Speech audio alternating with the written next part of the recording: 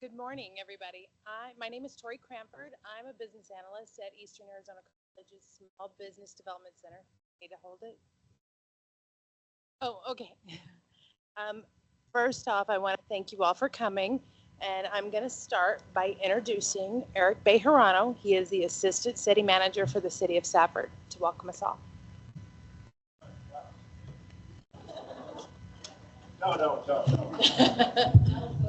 Oh, thanks. Thank you. Hold your applause. I've into this because we have people online. So first and foremost, good morning and welcome. Like Tori said, I work for the City of Safford now. I actually used to work with the SBDC for 2 years. So wonderful team here. When they mentioned this program, I was happy to collaborate with them and host that here in a city facility. I also want to welcome our speakers today, who you'll meet shortly. As you ladies, I don't see any other men, right? Okay, as you ladies continue on your journey to complete your degrees, or for those of you that have already completed your degrees, because I see some of you in the room as well, owning and running a small business is unique, and you're going to learn some great things today.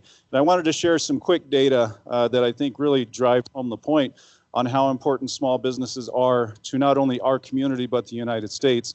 That our economy in the state of Arizona is comprised of about 99.5% of small businesses. So you can see why it's so important for folks like you to create your small business and learn about how to go about doing that properly. So again, welcome on behalf of the City of Safford. Logistics, I know Tavia just mentioned if you need a restroom, either hallway, left or right of where we are, we'll take you to the back area. There are restrooms back there. They do have snacks on the table for you.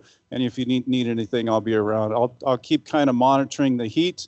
If jackets start to come off, I'll turn it down a little bit, but it is a little chilly out there. So again, welcome, glad you're all here and excited for what you're about to learn. Thanks, Tori.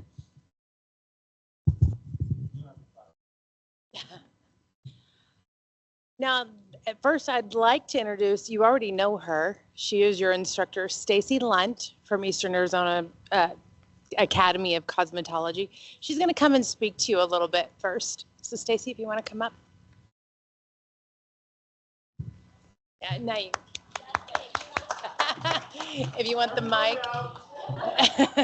But we are recording, so if you want to hold the mic. Okay, yeah. You guys were excited because there was no theory, but we're having theory, just in a different place. Yay. Okay, so yes, so I think I have taught, because we do have a couple of people who are recent graduates or graduated in the last couple of years. I have taught everybody in this room cosmetology, or to some degree nail techs, whatever. So you all know me. I am Stacy. I do like applause, just like Eric. We both like, acknowledgement. I think we're kind of cut out of the same mold in that regard. So I'll give just a brief introduction because it is recorded for anyone who wants to watch later. And hopefully there are people who do, because I think the information that's going to be here is very important. And I hope we can kind of help. I think this whole class is super important for our local cosmetology world. As I've explained to the students, the purpose of it, to spread awareness in owning a small business in our industry, specifically for our area, I think, more than anything. So I am an instructor, and I've been an instructor for 19 years, I counted, which some of you maybe weren't even born when I became a cosmetology instructor. And I've been a cosmetologist for 27 years. So do the math, that means I started when I was 3. Just teasing. Okay, so our program, just a brief overview. We currently offer programs for cosmetology, which is a 1,500-hour program, takes about 3 semesters to complete. Nail technology, which is 600 hours, takes 1 semester to complete. And an instructor program, which takes 350 hours, which you also need 1 year of experience in a licensed salon to be eligible to complete that program. We start new cohorts each fall and spring semester. Our students have reached full capacity the last few years, which means we've actually run a waiting list where people are on a running waiting list hoping to get enrolled the last few semesters, which we're really proud of that. We have approximately 45 high school students who enroll through the GIFT program, and 25 traditional cosmetology and nail tech students who vary in age and come from different areas in Arizona. Actually, most of our traditional students aren't from the Gila Valley. They're from Arizona, outlying areas, the Phoenix area, Tucson area, a lot from the Wilcox, Benson area. And we also have this year New Mexico, Utah, and even more recently from Alaska, which is really cool. We have 5 student instructors this semester, which is amazing for us. We're trying to build that program up. Our traditional students have ranged in ages from 17 up to 76 in the past. Many enjoy college at EAC, which is one of the things that makes our program unique. You are an EAC student, and so you get to live on campus if you choose to. You get to enjoy the college life there, which is also a huge perk for coming to cosmetology school, because we're a trade school, but you can go to volleyball games, you can go to EAC dances, you get all the perks of an EAC student. We almost always have at least one stay-at-home mom who comes through the program, who's finally at the point where they can come back to school and like fulfill that dream. And as I mentioned, there's usually, well, not usually, occasionally we get the privilege of having a more seasoned student who gets to share their wealth of knowledge with us and wisdom. And we've actually really enjoyed that rare occasion where we've had that elderly student come in and we thought, what are we going to do with them? And just learned that they have so much wisdom to offer us. As I mentioned, I've been a cosmetologist for a really long time. Longer, when I added it up, I was like, holy cow, I am old, which we talk about all the time, my age. No, I don't feel as old as I actually am when you add those. But I've been super fortunate because I feel like I've lived best of both worlds. I spent a lot of years working behind the chair and instructing. So 27 years, and 19 of those years I've been an instructor. So a lot of those times I did both. I worked part-time in the salon and part-time as an instructor, and that has been a huge blessing because I've been able to do both things. I believe that our industry is one of the greatest industries out there. I think it's withstood the test of time, and I believe that it's going to continue to, because there's people like us who are passionate about the industry. We're creative, we're hardworking, and as long as we continue to be that way, we're going to have a thriving industry forever. And it has proven throughout the ages. We can go back if we study the history of cosmetology, which is a theory chapter, which, you know, I love theory. Some of you guys don't, but we know how far back it goes back to the Ice Ages, that it has withstood the test of time, that people have always cared about how they look, and that is directly related to how people feel. And that's what we do. We make people feel good. There's a stereotype, or 1 or 2 or 3 or more, that is always associated with cosmetologists. For example, my dad used to always ask me, he would say, what's the latest? And insinuating I knew everything that was happening around town.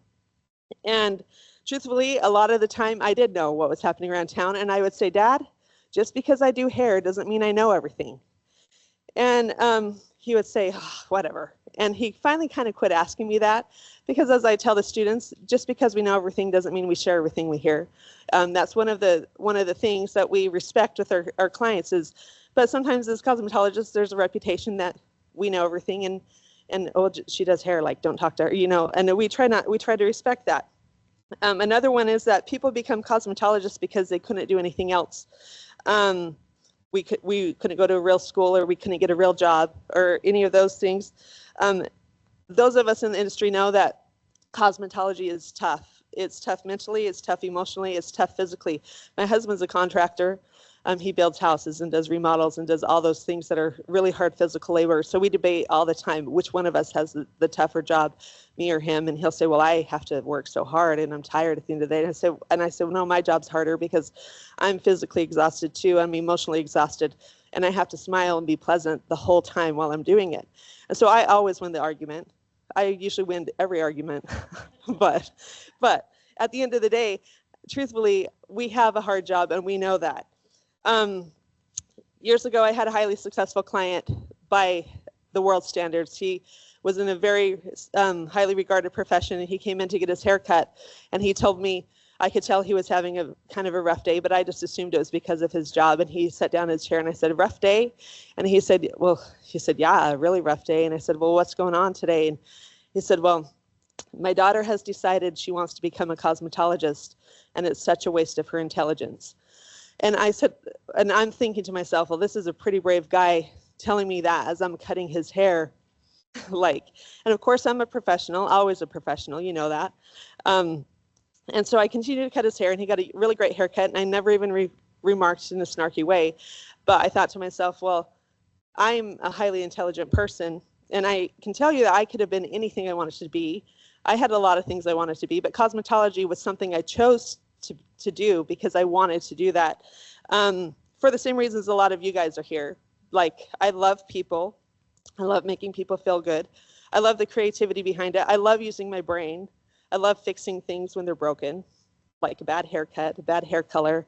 I love trying to make a color formula like that's really hard look good on a person. I love all those things. And cosmetology, I love being independent. I love feeling that independence and knowing that I'm making good income, that if I ever needed to provide for my family, I could do that. And there have been times in the construction industry where business is slow, and I'm like, don't worry, I can make the money. I can be the person who brings home the bacon. I can do whatever I have to because I make good money doing cosmetology. And cosmetology can offer all these things and many more things. But there's a huge misconception that if you choose to do a profession in the beauty industry, you won't ever make a good income. And this is a big one and very untrue, but I can kind of understand why this is the perception that many people have. As beauty professionals, as I mentioned, we're creative, we're fun, we're hardworking, and we love people. We're good at that. As we talk about, 85% of our success are our soft skills, how we interact with people, how we make people feel. And I'm not speaking about all of us, so don't take this as across the board, but I am speaking about myself, and I'm speaking about a lot of cosmetologists that I know and I've worked with and that I've known for over the years. What we are not really good at is business and managing money. Now, again, this is not everybody. Like, so if this is not you, I'm like touching people's stuff, like you're, like, like the computer is what I mean. So if this is not you, don't take that offensively.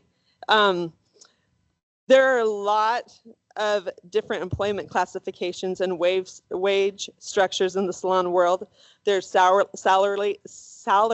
or hourly. There's commission. There's salary. Y'all know I had a speech impediment for a long time. I tell you guys that all the time. Okay, salary plus commission. Independent contractors or booth rentals.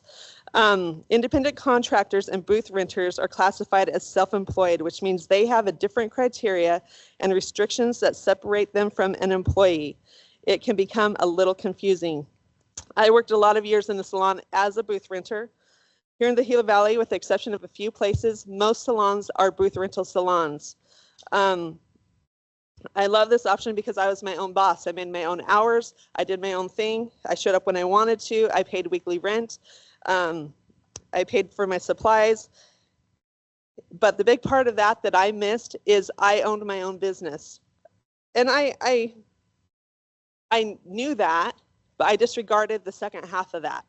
I liked it because I had flexibility. I went to work when I wanted. I left when I wanted.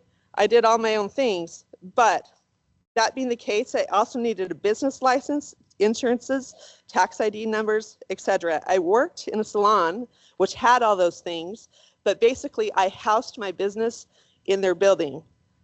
I was not their employee. They were not my employer. I basically put my business inside their building, and that was it. So as long as I paid rent and followed a few guidelines, we were good. But I was not protected under anything that they had. Their licenses, their insurances, they didn't cover me at all. I quit working behind the chair about 2.5 years ago when I, moved into the cosmetology school full time. My husband and I own a business. Technically, I own it, but he does all the work. So, and don't tell him I said that because he'll be like, yeah, that's true. And I like to plead ignorance when it comes to business because I don't like to know things that I don't want to do. So I also play the piano, but I pretend like I don't know how because I don't want people to ask me to play the piano. And so I like to do things that aren't logistic. I am a cosmetologist. I like to mix colors. I like to do creative stuff. I don't want to sit down and crunch numbers. I don't want to do things that think outside of that box. And that's kind of how a lot of us think, because it's fun. Like we like to do fun things. We don't like to do that hard stuff. And so my husband was always telling me, you need to run your business like a business. And I would say, I do. I have an appointment book. I order inventory. I make money. I pay taxes. How much more businessy does it get? And just about every year, this conversation happened at least once, and it was always at tax time when I would collect all my receipts and I'd be digging through all my transactions and I'd be trying to add up how much money I made, how much money I spent, and trying to get records so that I could at least do the part that was the tax part. I did that part so I could stay in keeping with the taxes, and he would just shake his head and be like, when are you going to start running your business right? I'd be like, I don't know, sometime. I worked this way up until the very last day I worked in the salon. I never created any sort of business account. I never did anything. I lived out of my money bag, we used to call it, where we got paid in cash, and I had a money bag, and I said, kids, go get my money bag. We're going to Dairy Queen. Go get my money bag. We're going shopping. Now it's Venmo, and we just kind of live that way. I spent based on what I made. I never followed any kind of business model, never had a business license, insurance, none of what I considered extras. Those were extra things, but they're actually the essential parts that I just thought were just kind of, optional. I never followed his advice. It sounded like a lot of work, and it wasn't really that big of a deal. I wasn't working that many days. I kind of considered it a side gig. Looking back, especially now that the SBDC has come in and taught us a little bit at the school and working to educate our students better in the area of business, I was really lucky and probably dodged a few bullets.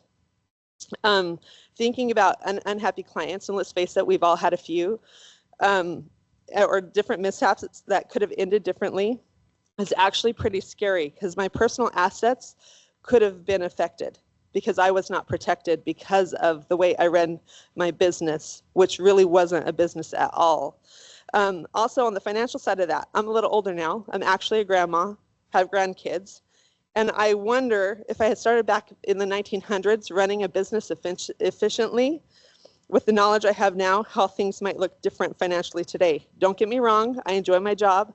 I like working. I think I'll always be a person who works, but I'm definitely not set up for an early retirement because I didn't set myself up when I was young enough to do that. I feel like our industry is often disregarded too, and maybe not taken seriously at some point, because I think that's partly because of what we've done to that. We have not intentionally done it, but because traditionally it's always been done that way. We listen to people and we say, well, I just watched people do it this way. This is how she does it. Why would I do it that way? My friends all do it this way. My coworkers all do it this way. This person who's done it for 50 years does it this way. And we practice what we see. And these are the people I learned everything from. And it's never been done differently. So why would we do it any different? I learned from some of the best, all the things I know. And I'm grateful for those people who taught me the things that I know. And it's not to me that now I'm the person doing that. And it's an honor to be in my veteran era. I'm like Taylor Swift, kind of. Just teasing. And I enjoy teaching people those things, but I want to teach people now the way to run a business the right way, so that you're not me when you're in your veteran era being like, okay, how do I retire? How do I take care of the things that I wish I had taken care of when I was young? We're a unique group of people. It takes a certain type of person to become a successful beauty professional. And we know it's not all fun and games, nail polish and curling irons. We have been in the trenches, some of us for decades, some of you just starting out. But if I had to go back to 20-year-old me, I would say start out right. If I were renting a booth now at 47-year-old me, I'd say it's never too late to start. I would hope I would listen to myself, but I also know I'm very stubborn. The best part is there's resources to help. I know that the SBDC, any person I've talked to has gone in there, my husband included, he's like, that was so easy. Why did I not go there sooner? And the resources, I was just talking to last night on my 20-hour trip home, and he's like, no, it was so easy, and it cost me just for the little bit of the fees I had to pay to, not to them, but to the different things that I needed to get to be legal in certain areas, was very little money. We are part of an amazing industry, one that has blessed my life for almost 3 decades, and I know that it's it's an industry that's going to continue to thrive, and I'm grateful for the opportunities it's provided me. And I'm confident that the industry has a bright future, and the future is bright because of all of you. And I'm grateful for the opportunity to train you guys. And I hope that you guys and anybody else who is in the industry will take the opportunity seriously to start a business in the way that it is intended to be ran, so that you will be successful moving forward. Thank you.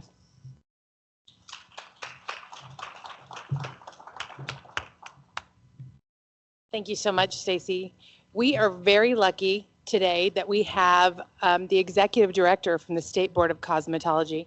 And Frank, I do apologize if I mispronounce your last name. Mijali? Is that correct? That's a new version. I'm sorry, how do you say it? McGalley. McGalley, okay. So Frank McGalley is here from the State Board of Cosmetology, and he's going to speak to you about the different licensings you need. So Frank, go ahead. Absolutely. I'm getting some bad feedback. Sure. Hold on 1 second, and Mo's going to. And it's also to be able to advance.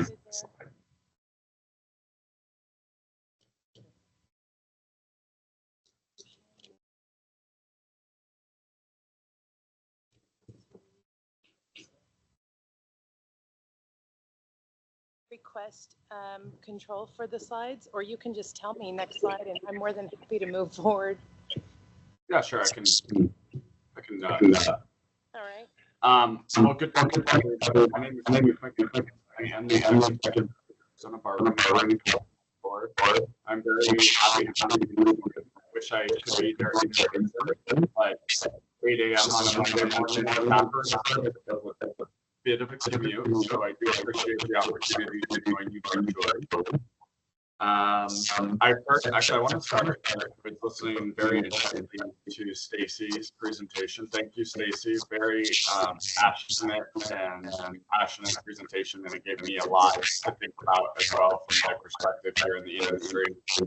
I am not a part of the barbering or cosmetology industry. I am a lifelong state government employee. I started my career at the Department of Education, where I started as an administrative assistant, working my way all the way up to program director, and then ultimately left to go to Department of Economic Security, where I was the deputy assistant director in divisions that was overseeing about 45 human service programs. I did that through the pandemic, and very transparently, I tell people all the time that work burned me out after the pandemic. And this opportunity presented itself, and it's been my favorite and most challenging job so far. So today I do want to go over a few items with you all, and you can actually skip this slide. We can go to the next slide. I want to share with you what the mission and vision of the Arizona Barbering and Cosmetology Board is. Our mission is to protect the public health and safety. Our agency will license qualified individuals, establishments, and individuals to ensure compliance with state statutes and regulations. It's really important for me to share that with everybody, particularly as I was listening to Stacy talk about the first month and how she ran it. Our role is not to regulate your business practices.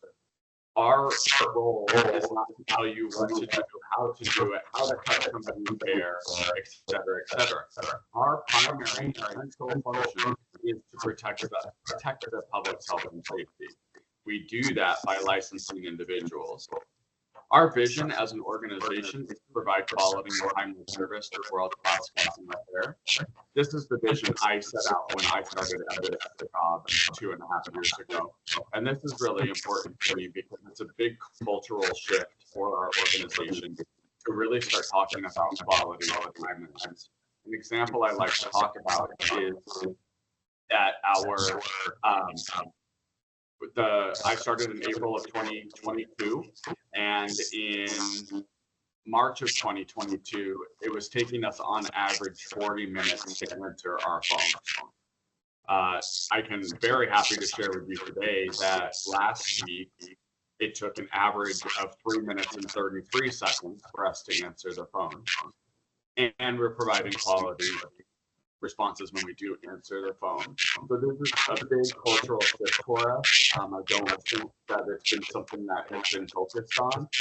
Now, I want to be clear, as I'm sure you're learning in some of your theory instruction about small business, that this is an aspirational goal. This is something we are shooting for in the future. Are we perfect today? Does everybody receive quality and timely service every time? Absolutely not. But we are doing everything in our power to get to that point.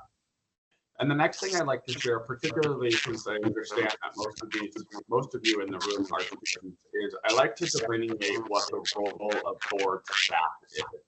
And the role of board staff, so me and our entire team of 26 people here at the state board, is to execute legislative, regulatory, and board policy.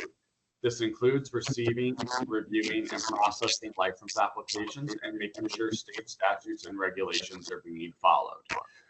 And the reason that's important is there's a misconception, right? Stacy was talking about misconceptions of the industry. There's a lot of misconceptions about us as an organization. There's a lot of people that think we just make things up in the board office, and we actually don't. That is not our role. We are the implementers of things that other people set out for the industry. So as an example, last year, the legislature created a new program for us that's for eyelash extensions. We didn't create that. The legislature did, and we are simply implementing what they set out. And I just want to make sure that we're clear about that moving forward. Corey, can I get the next slide, please? Thank you so much. So I want to talk a little bit specifically about establishment licensing, because that's what the small business, all cosmetology, aesthetics, nail tech, hairstyle, and barber shops have to have an establishment license. You must have this license in order to perform business. This is a separate license than any of your local city, town, county business licensure requirement. This is a state license requirement, okay? We've had some folks that have been like, I have my business license, and we'll be like, okay, well, show us what you mean by that. And ultimately, it's their local tax sales license, which is not us. That is separate from us. So again, being very clear that this is a state licensure requirement that is different than state tax licenses, small city, town licenses, etc. That license requires that you provide us your basic ownership information, name, address, contact information, what type of ownership that is. Are you a partnership? Are you a corporation? Are you an LLC? Or are you just an individual owner? There is additional requirements for citizenship pursuant to ARS 411080. I like to delineate that because there's a lot of confusion about that. Again, that is a state law, a separate state law, not a part of barbering or cosmetology statute, that does require that any license that we issue, the individual that we issue a license to that is a citizen within the United States. And there's about 13 documents you can choose from to determine that citizenship. Any individual with more than 10% ownership must provide us that citizenship requirement. We do require that you have a certificate of good standing from the Corporation Commission if you are applying as a corporation or an LLC. And you do have to attest to whether you have previously had a license suspended or revoked.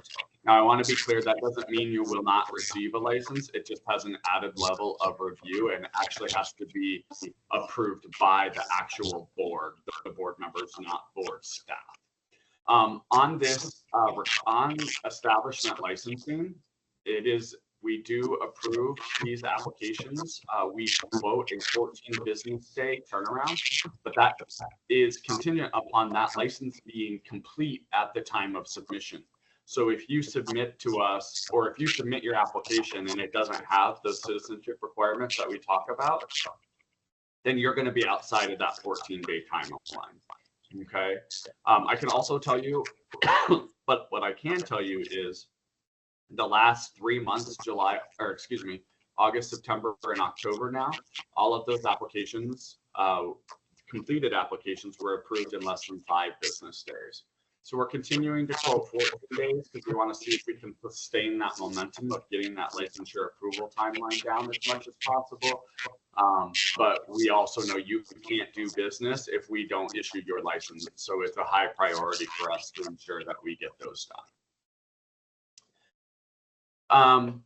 There are a number of items for compliance with establishment regulations. So please make sure that you do review that Arizona Administrative Code. I'm sure that Stacy shares that with you as part of your theory instruction.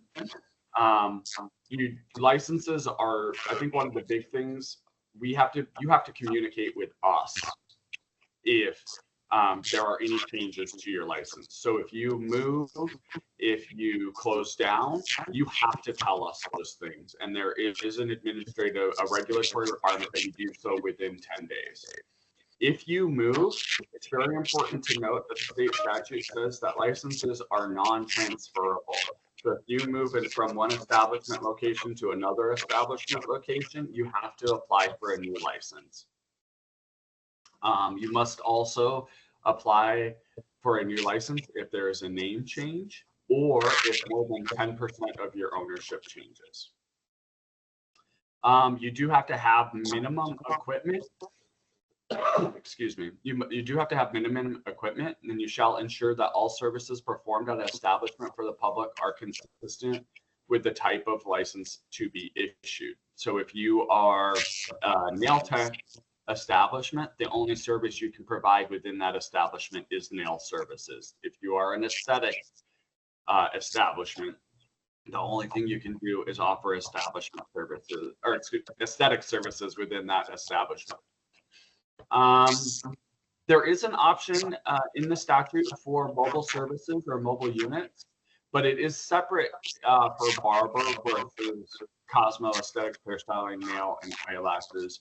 So I didn't hear Stacy say anything about barbers. Do you guys have a barber program, or are there any barbers in the room?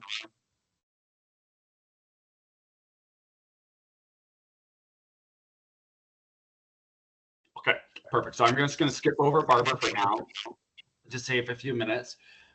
If you are going to offer mobile services as a Cosmo, aesthetic, hairstyling, nail, or eyelash, you have to advertise the mobile service using the name of the establishment on the board issued license. You must also ensure that all mobile services comply with statutes and rules. So really, it's exactly the same as having a brick and mortar establishment, but you're doing it in a mobile environment. You have to ensure that client appointments are made through the brick and mortar model. And if you are in a retrofitted motor vehicle to provide those services,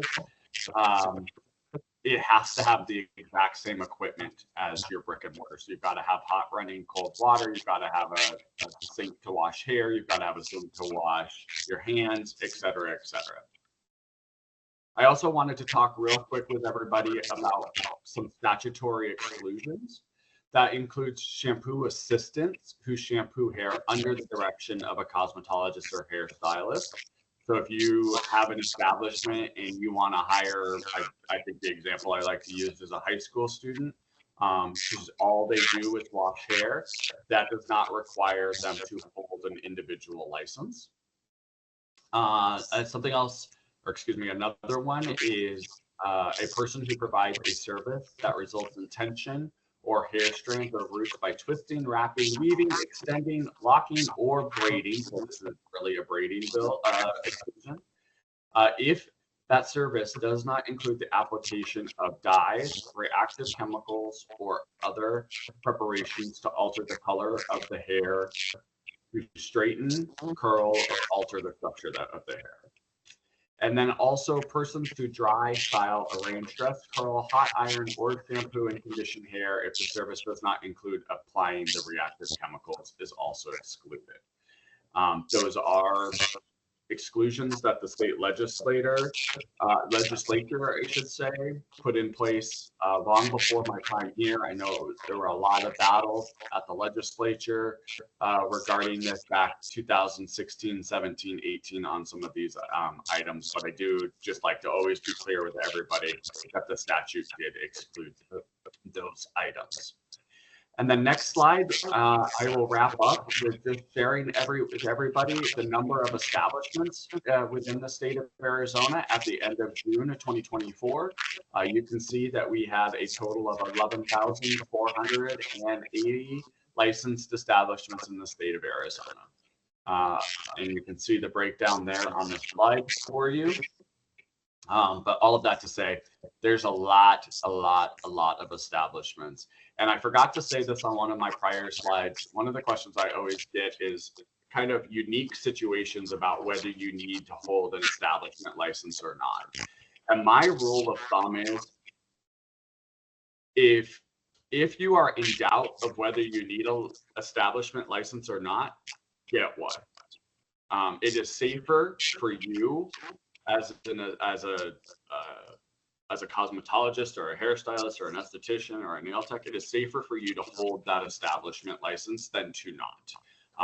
The initial application for an establishment is $110, and then the renewal fee, I believe, is $90 a year thereafter.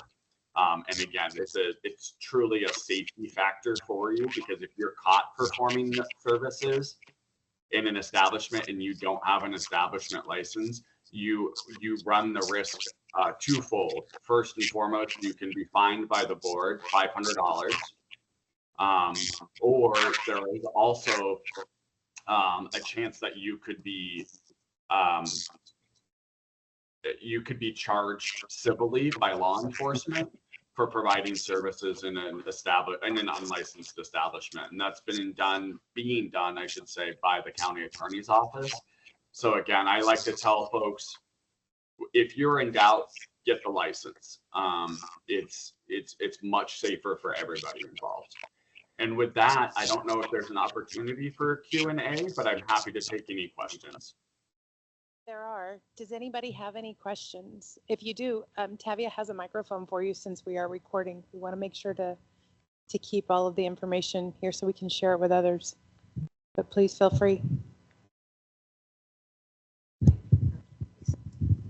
Frank, it's Stacy. Could you just explain, I know that they changed the rules to have a license in your home, to have an establishment in your home. Could you go over that real quick? People are doing that now. Yeah, so you can perform services in your home, but the requirements for that are basically the same as a brick and mortar leasing situation, if you will. So really, you have to have a separate entrance, you have to have a separate bathroom, you have to have the hot running cold water, you have to have all of the facility requirements to have that in-home situation. So there's, what I will tell you is there are some out there, but there are very few that can do it successfully to meet all of the requirements and all of the regulatory requirements that are in place.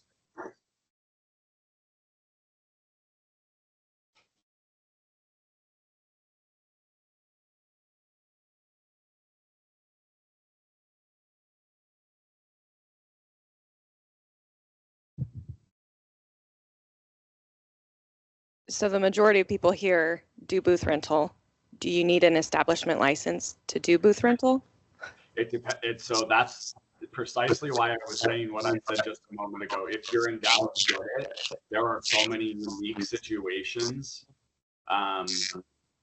So it's tough for me to say without asking about 5 more questions.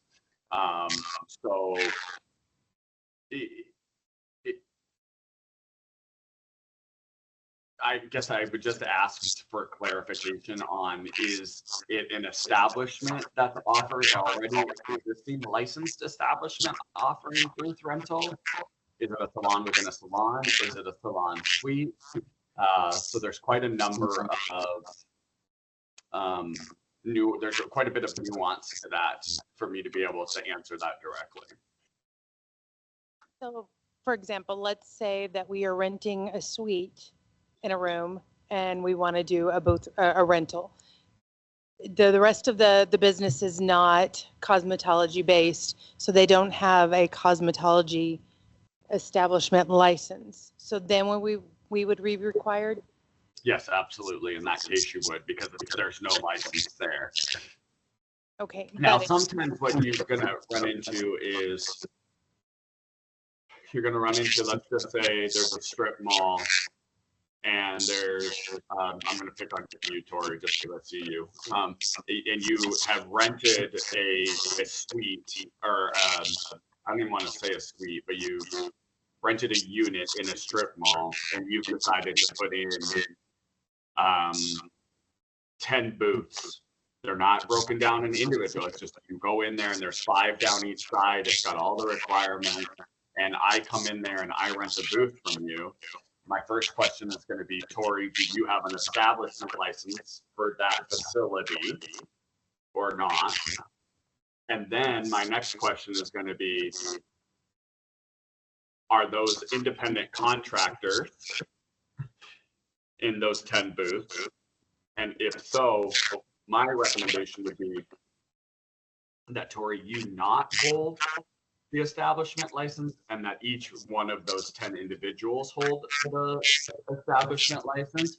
Otherwise, you are going to be responsible for each one. Or when we come out and inspect, you're then, as the establishment license holder, going to be responsible for any violation of those 10 individuals within that facility.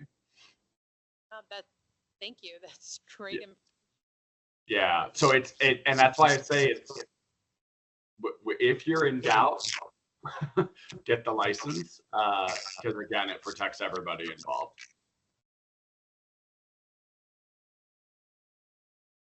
Any more questions? Got another question. So I'm trying to remember back when you were talking about how it's like 110 for a license and then 90 for a renewal. Are you talking about like your like cosmetology license in general, or? That's the establishment license. Okay. Okay. Do I ever have to renew my license? I do. Your individual license? Yeah. Yeah, that's so establishments are every year. Uh-huh. Your individual license, which is separate, is every 2 years. Okay. And that's a $60 renewal fee. Oh, okay.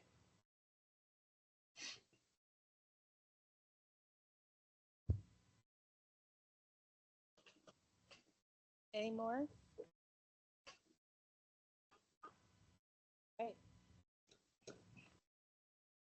Thank you, Frank. We're going to move on. Please stay in, so that way if I perhaps give any misinformation in your field, you can help me out. So I will start sharing.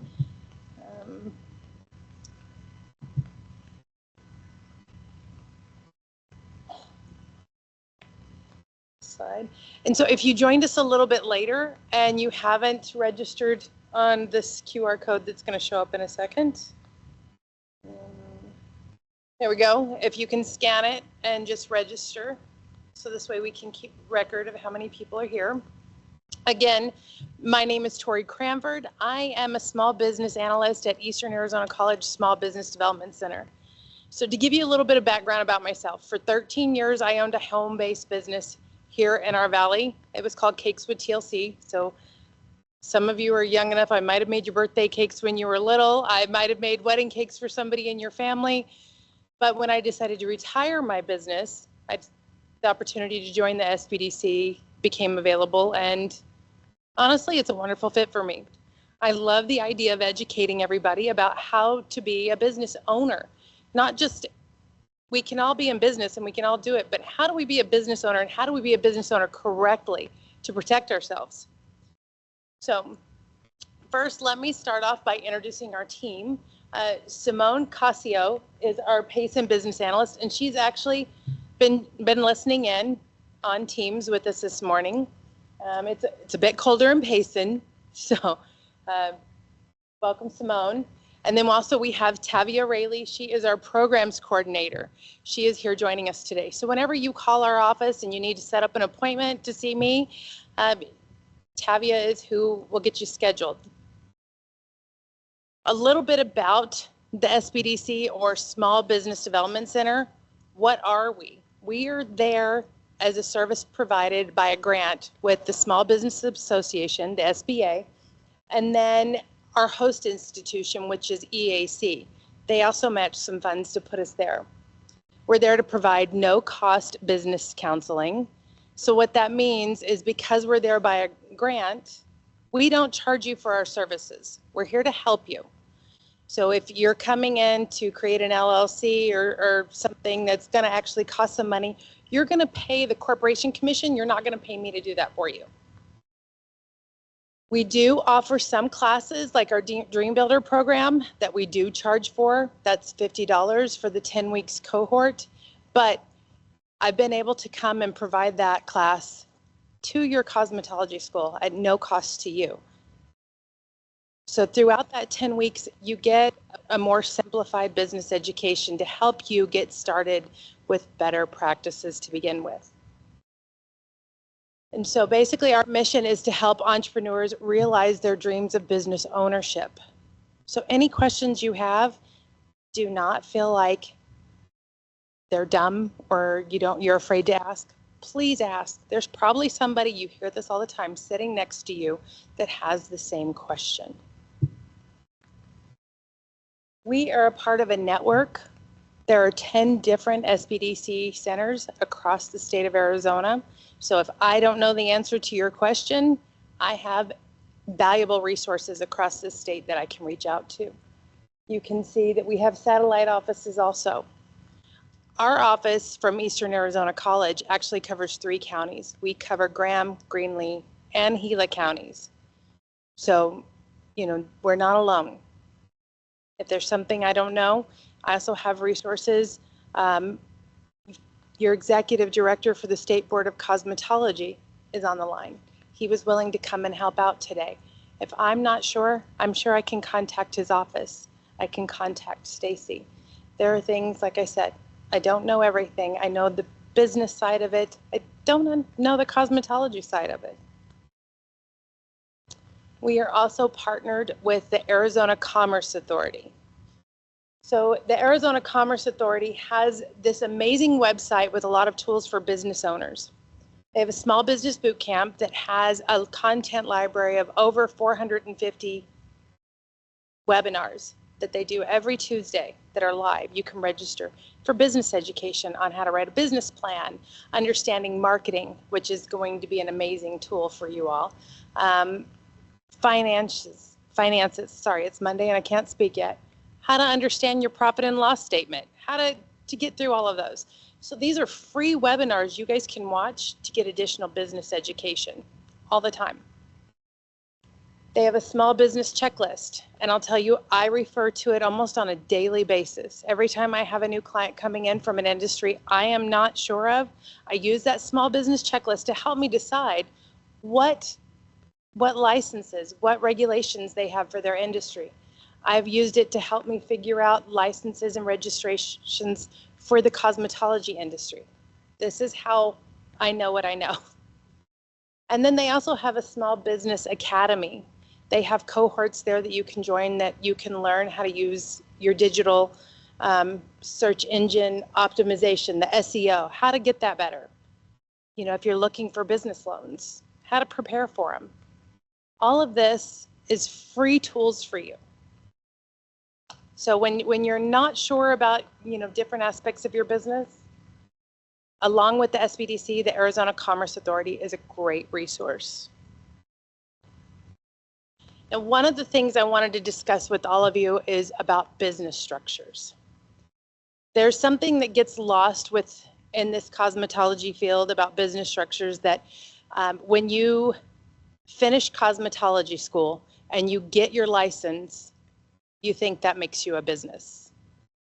That makes you a licensed cosmetologist. That does not make you a business owner. There are different structures that you want to look at and how it's going to protect you as a business owner. So we're going to go over a few of them. The first one is a sole proprietorship. And I'm going to just take this. So a sole proprietorship is an unincorporated business. What that means is you, right now, if I was to go home and decide I wanted to start making t-shirts, I'm just going to be operating as a sole proprietor. Myself and that business are one and the same. There is no separation of assets. So anything I do is we're one entity. My personal and my business assets are not separable. So right now you have a lot of local cosmetologists that are acting as a sole proprietor because they haven't set up an LLC, they haven't separated themselves. They're operating their Venmos under their personal accounts. They don't have a business account. And they also don't have any insurance. So that means if something happens, anything you own personally is an asset of your business. And if you were to be sued, for example, all of that is fair game. You can also register a sole proprietorship in the state of Arizona through the Arizona Secretary of State's office. It's $10 and it's good for 5 years, and you can give yourself a business name. So if I wanted to be Hair by Tori and just operate as a sole proprietorship, I could do that and have a registered business name with the Secretary of State.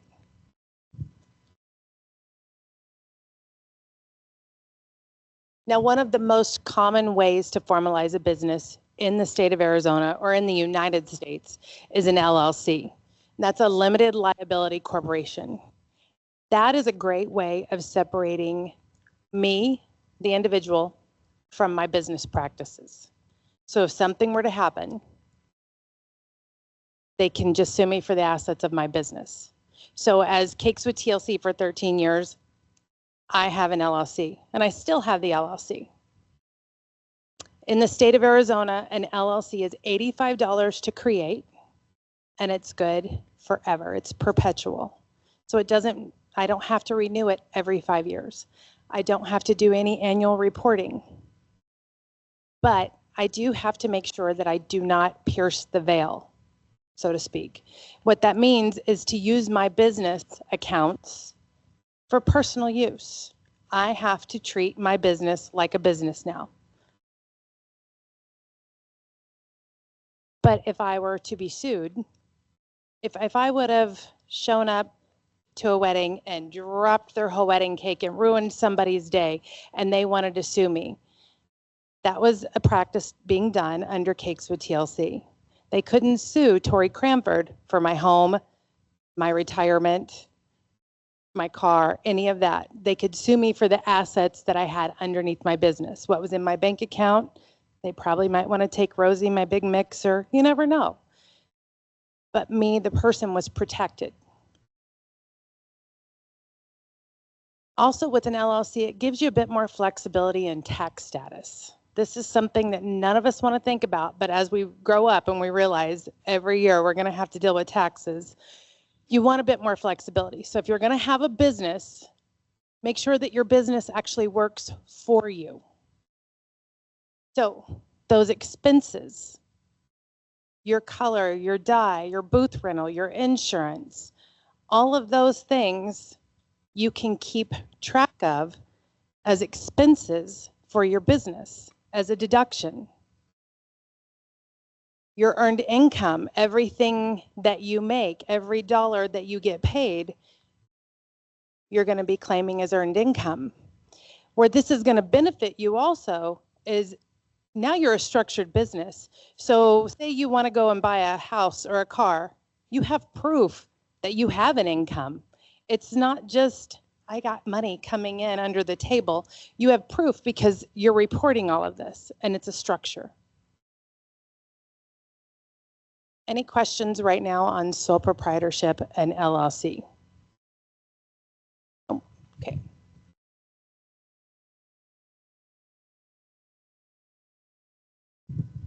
With the tax advantages of the LLCs, you get to choose how you're taxed. So if you have an LLC, you can still roll your taxes in on your personal tax report. So I'm married. My LLC was under my name, and my husband and I filed jointly. I just included my business taxes on our personal tax income every year. So it made it simple. I didn't have to, I had an accountant because I wanted all of those deductions and I wanted all of that on there. I didn't want to have to do it. So I do recommend you get an accountant and you get somebody with knowledge so you get to write off all those deductions and expenses correctly. But understanding how to do that is key.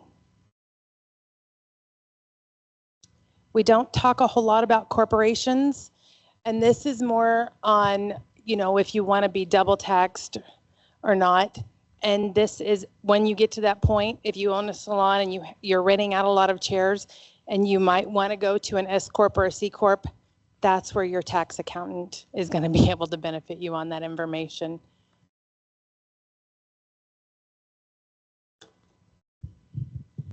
After we decide on your business structure, if you're going to be a sole proprietorship or an LLC, we get you an EIN number, and that's an employee identification number. That's your business's personal social security for the most part. EINs are free. So if you go to a website and it's trying to charge you for it, back out of that website. They are free. You will need your EIN to open a business account. You will need an EIN for a business license. And you will need an EIN to apply for a TPT, a transaction privilege tax. And as we get there, I'll let you know if you need that. Well, now we're there. A TPT, what is it? It is a tax on the vendor. Not on the customer, it's a tax on the vendor by the state of Arizona. So what that means is if you are selling a product, you need to be charging sales tax. How many of you go into salons and you get your hair done and your stylist offers you shampoos and you can purchase them from her? Anybody? I see some heads, but you guys, come on, you can participate. That person is required, if they're selling a product, to be charging sales tax. If they're just charging you $10 a bottle and they're not charging sales tax, they're actually conducting sales illegally. And that is a class 3 misdemeanor. It's something you don't think about, but it is illegal. So if you're going to be selling products at your spot, at your booth rental, or your salon, wherever you're going to be, you need a TPT. When you graduate and you get your cosmetology license and you go to Salon Centric to buy your supplies, you already get a significant discount as a cosmetologist. If you have a TPT, you can also get that discount because then you can start buying your products wholesale. If you buy your product wholesale, you have to have that number. One of the things about, if I bought a case of shampoo and I sell 10 bottles and I use 2 bottles for my clients, you are required to charge or pay a use tax on those 2 bottles that you used. And the use tax is actually significantly lower than sales tax. So when you're ready to get there, please come see me and I'll help walk you through that process. But one thing to know is if you are selling a product, you are required to charge sales tax. If you're not charging sales tax, remember, you could get in trouble.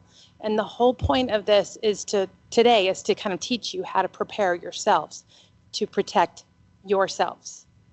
One thing I hear a lot is everybody else does it this way. But just like your mom used to tell you, if everybody else jumped off a bridge, would you jump off that bridge too? So let's use some common sense and protect yourself.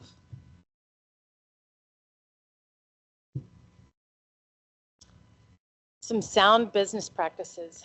1, keep your business and personal separate.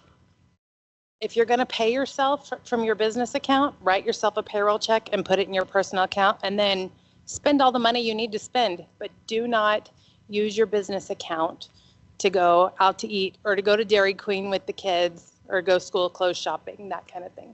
You want to make sure you keep your business and your personal separate. We're going to get to meet Jenna Farron in a little bit, and she's going to talk to you about insurance. You want to make sure that your business is insured. Pay your taxes.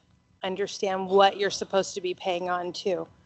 One of the first things I tell all my clients that are starting a new business, go see an accountant, talk to them. Just say, I'm going to start cutting hair and doing nails. What kind of deductions do I need to look for the next year? So this way you're prepared before tax time instead of pulling out all of those receipts later. Sorry, I thought the election was over, guys. Know your numbers.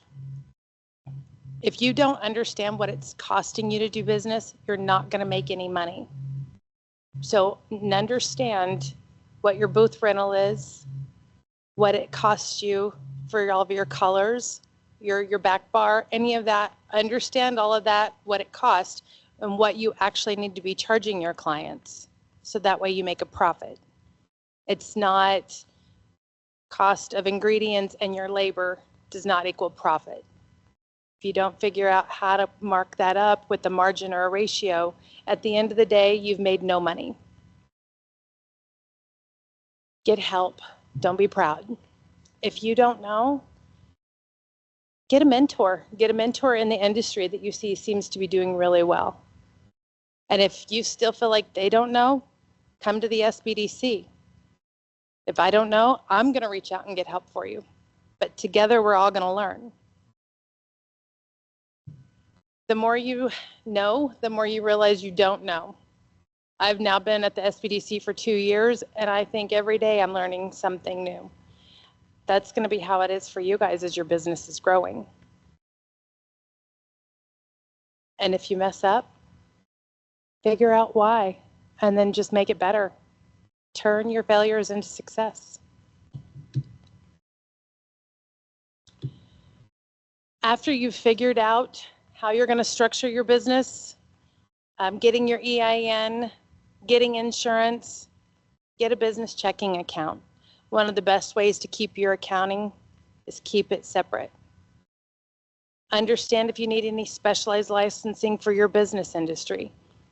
Getting to listen to Frank earlier and understanding that as a booth rental, you actually want to get your own individual salon license. That's pretty big. That's not something we knew. And then if you are going to be renting a booth from a salon owner, make sure you have operating agreements into place. Who's in charge of booking your clients? Is that you or is that them? How long is your rental agreement for? Is it, just for a few months, or can they tell you they want you out next week? Know your rights and make sure that you're operating for yourself too, and you've got everything signed in an agreement. You don't want to do this week by week. You want to have some set things. Does anybody at this point have any questions? Oh, Tavia's going to bring you that.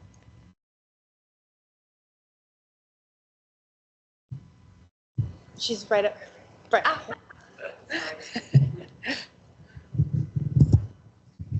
Stay right there. So what's the order of opening our business? Do we need to be graduated? Do we have to have our license first? When can we actually start it? So when you graduate and you go and you take your test before you go into a salon, then I would say you want to come and see me. You want to set up, and I do highly recommend an LLC to separate yourself. Because if something happens, what if there's a chemical burn, or you cut their ear, or you hurt their feelings? And Jenna will talk to you about that. You hurt their feelings and they want to sue you. You want to be separate from your business. So graduate, take your boards, then come see me, and we'll get that set up. So say that you're doing the Cosmo business, right? But then there's also another business that you want to include with your like separate business. You know what I mean? Can I have those two things together in one name? You know So what I mean? what kind of business is it? Piercings. So that would be fine. Okay. If say you're gonna have an LLC for your cosmetology business and you decide to start baking, I would separate the two. They're completely different entities. And it's, you've heard the old saying about having all of your eggs in one basket. So if I had all of my businesses under one LLC and something happened to one of those businesses and I was sued, Would it be both of them? everything that's under that LLC is an asset of that. I could lose it all. Okay. So So just make sure that when you're going to open up a second business, if it's not relevant to that LLC, then you might want to separate it out. okay, so you would recommend it be separate businesses? For piercing and cosmetology, I think you'll be fine keeping it together. But if it was something completely different, I would separate it. If I had rental houses, I would have an LLC for each individual rental house. I wouldn't have one for all my rental houses. Yeah. Okay. So.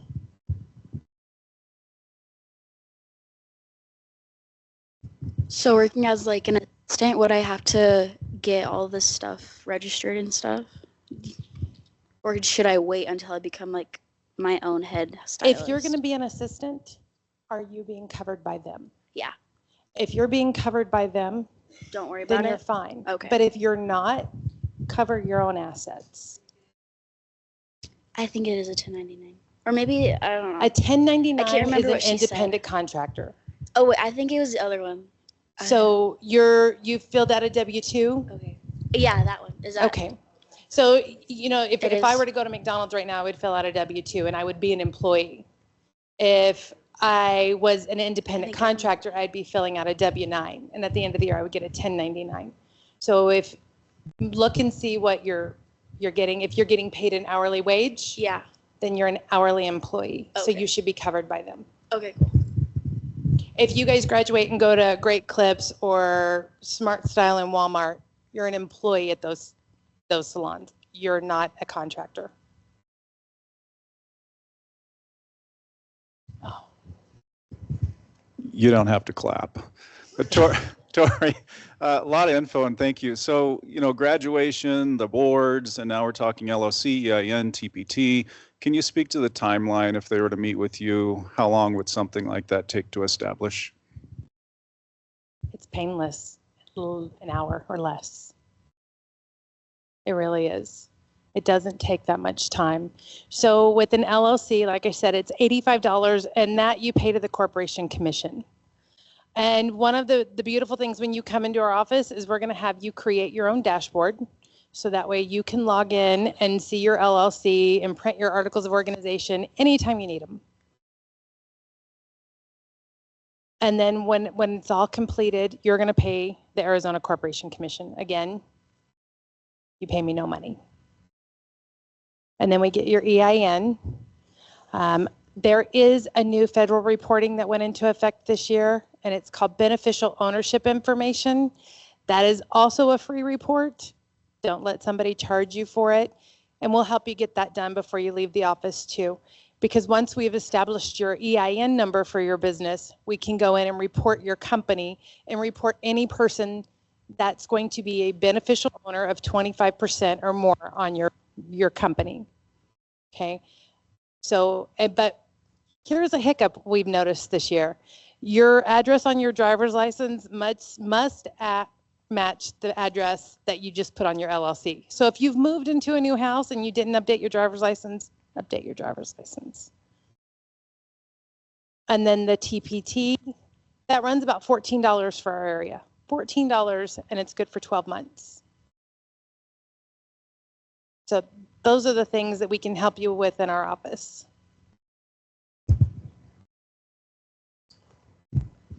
So for the TPT thing, do you have to have that like always or only if you're doing like the booth rental and buying wholesale and stuff like that? Like if you're not selling retail, do you still need it for the use tax or whatever you were talking about? If you want to use it for the use tax, which is great. So right now, sales tax in our area is 9.1%. And that's county and city combined. Okay? Use tax is 5.6%. So what would you rather be paying? The use tax. Yes. And based off of how big, you know, you're doing it, you can choose to report monthly, quarterly, or annually. So, you know, it's a great benefit to you. And then if you do choose to actually start selling a product, you have it. You have it under your belt. You're welcome. Any more questions? These are great questions, by the way. So I appreciate it. These are great questions.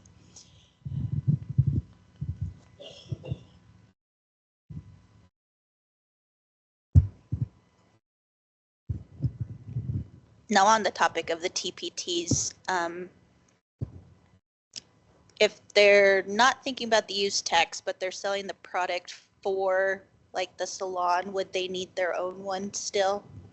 Like if they get like a sort of commission or anything out of it? No, if it's the salon is the one who's collecting the sales tax, that's the person who needs the TPT. So if I own the salon and I'm going to sell the product and you're a stylist and you come over, you know, and do a quick sell for me, the salon would need the TPT. For an example, I mean, we've all been into Copper and Cotton, and she houses so many other small businesses in there. All of those small businesses, they probably have their own TPTs because they sell their products outside of Copper and Cotton, but any sales that happen inside her store, she collects the sales tax, so she's reporting the sales tax. They don't get their checks at the end and have to report sales tax on everything they sold in there. She's reporting because she's the one who made the sale. All right. Well, now we're going to move on to, I'd like to introduce to you Beatrice Morales. She is town clerk for the city of Safford. And so after you come and see me and we help you with all of that license and registration, next stop is to see B.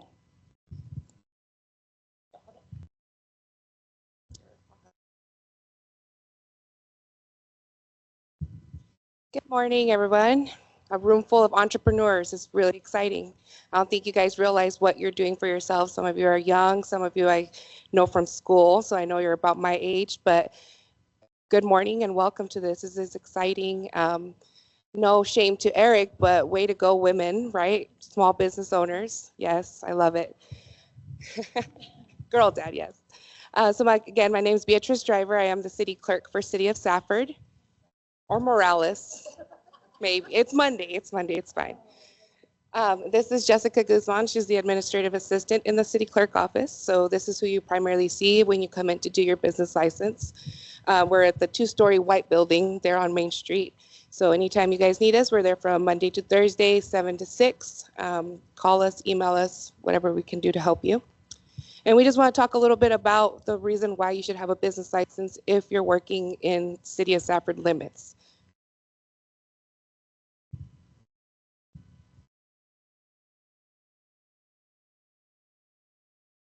So first and foremost, who needs a business license? If you are providing any trade, profession, occupation, services, or products within the city limits, you will need that business license.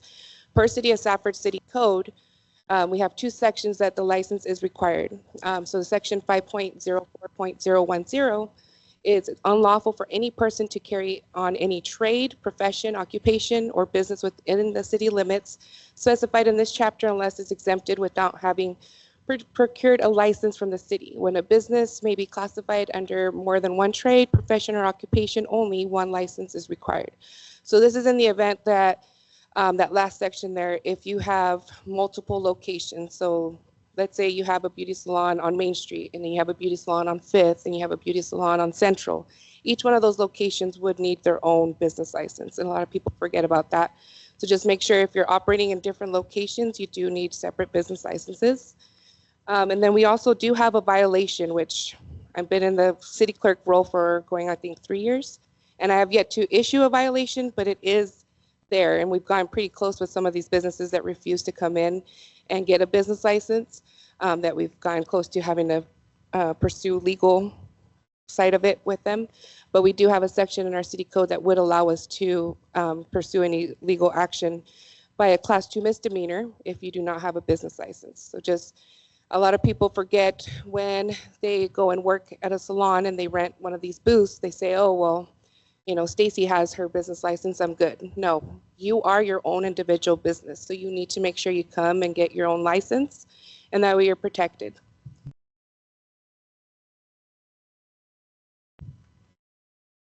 The question is, why do I need a business license? For me, I put this in our slide because it establishes legitimacy, credibility, and accountability for a business.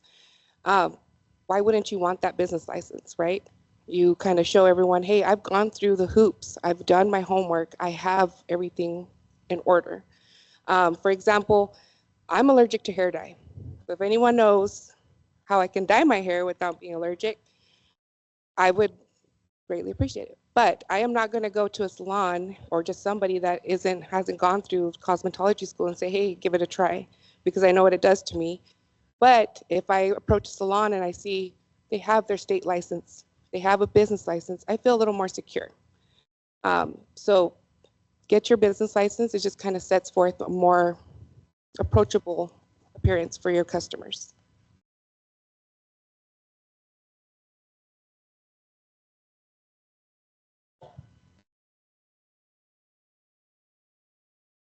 So another, why do I need a business license? It's legal compliance. Again, per our city code, you have to have one if you're operating within city limits. Regulation, professional standards, and consumer protection. It helps the city of Safford better serve businesses and the public by ensuring that a business comply with local, state, and federal regulations. So when I first went into the city clerk role, I was reading our city code, and I'd have people come in and get a license, and I wanted to require your state licensing. Well, it was until one person kind of brought up, it's like, well, your city code doesn't say you have to prove. And I said, you are right. So I made sure to go and do my homework, contacted our city attorney, and actually had that updated within our city code. Because I felt if I'm giving you a license that says you are licensed by City of Safford, my signature's on there as your city clerk, I'm saying you are good to go. We didn't have anything in our city code that required me to go and actually verify your license with the state. Now we do. So whenever you apply, we actually go and verify through the state licensing, make sure your license is active and in good standing. If you're an LLC, we go and check that. If you're a corporation, we go and check that. So that's just kind of more preventative for us and for those people within the city of Safford, right? I want to make sure if the people are going to your establishment, you are in good standing. You're a liable business. Taxation, like Tori just spoke about, ensures the businesses are paying the appropriate taxes. As City of Safford, we benefit from sales tax, right? So I want to make sure if you're operating, that's coming to our City of Safford, because I'm here to protect City of Safford as the city clerk. I want to make sure taxes are being received, the revenue is growing for City of Safford.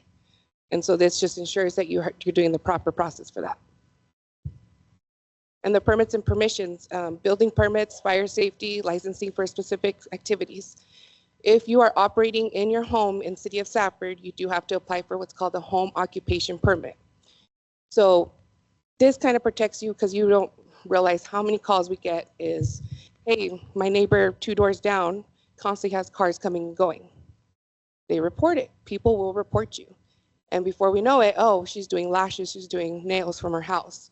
They have to have that home occupation permit. And that just kind of goes from us to our planning and zoning department. They go and look at your location. Is there enough parking? What kind of traffic are you going to be seeing? If you are seeing traffic, where are they going to be parking? Because even though it is a public street, it is still kind of rude to take up the whole entire street all day. So the home occupation permit will protect you that you've gone through the proper process. And our planning and zoning director said they're good to go. They're going to operate from this hour to this hour, approximately this many traffic through there.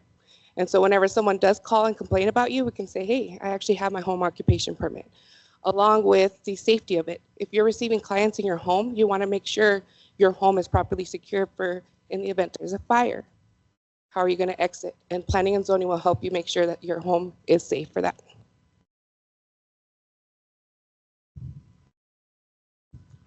So how do I get a license? City of Safford, you can apply at cityofsafford.us. you can come see us at the city clerk office. And then once your application is received, the clerk's office will determine if the business needs any additional information. That's where we go and check the ACC, the state board, and so forth.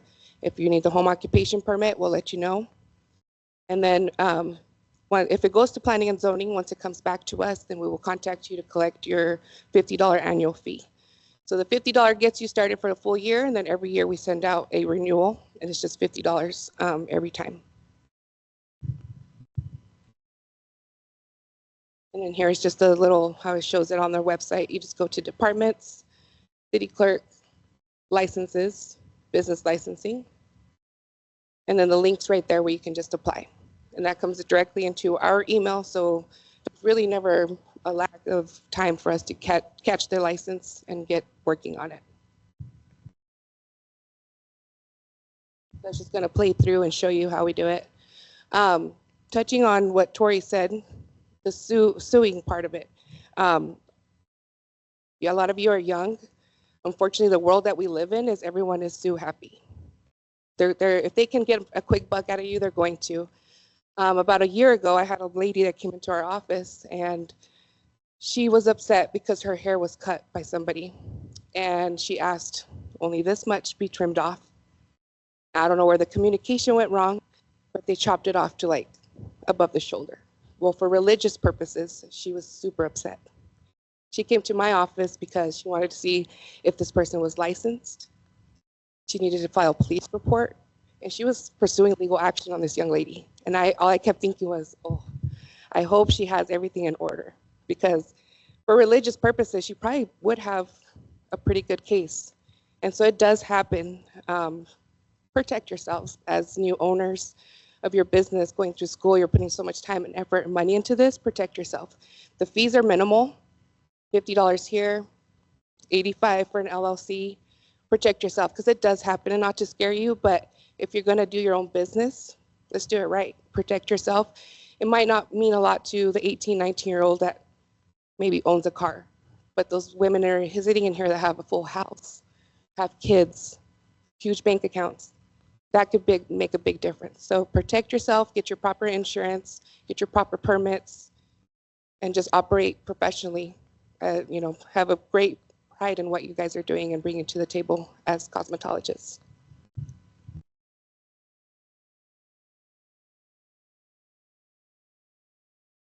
So some additional important information needed.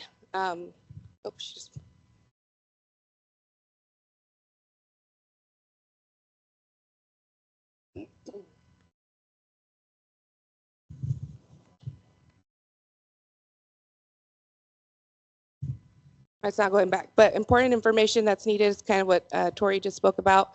Is we need, if you're going to be selling your product, we need your TBT. If you're going to have an LLC, you'll have that EIN number, or if you're a sole proprietor, you can just use your social. And then, of course, we'll have we will need your license number from the board, because we put that on our side, because we go in and check it. So that's kind of the three main ones that we need there for cosmetology. See if it pops up. Make sure I'm not missing any.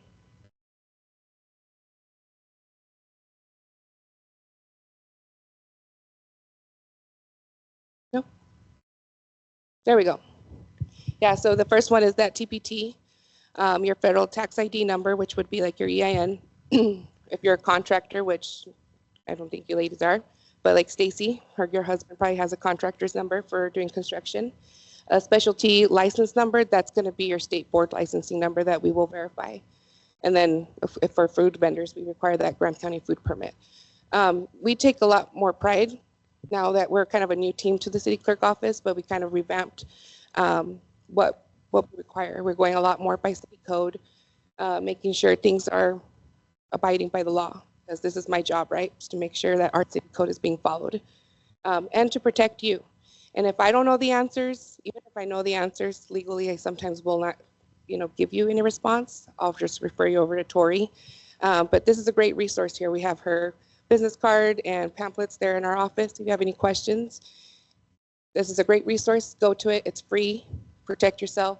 Be prideful of your business. And we're there if you have any questions.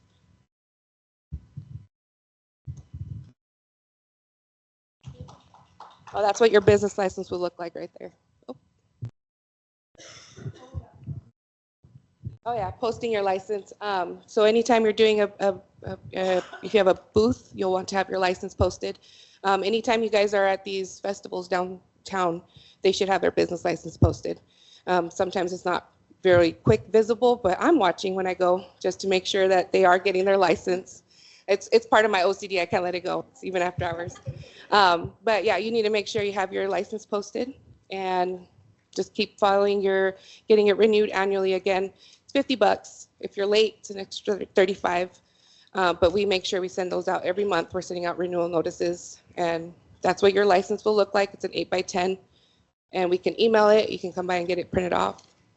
So. So for the business license, when it asks for the address, does it need to be the address of where your business is at, or does it need to be the address on your license? We go by the address that you're going to be conducting business at. Okay. And this is Frank. I'm just going to chime in real quick.